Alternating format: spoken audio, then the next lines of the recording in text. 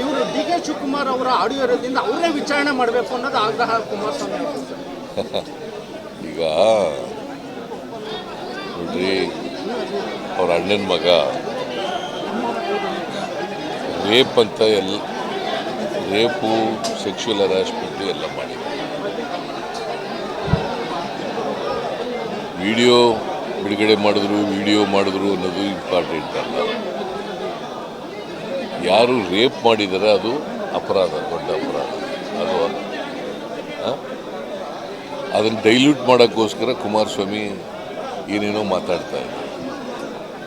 D K Shivakumar ಮೇಲೆ ಹೇಳೋದು, ಇನ್ನೊಬ್ಬರ ಮೇಲೆ ಹೇಳೋದು.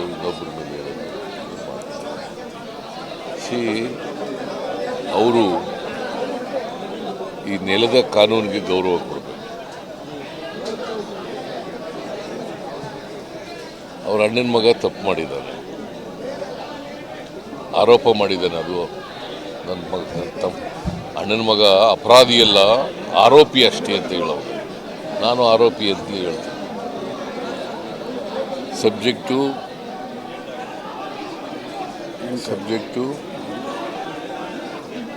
prove in the court.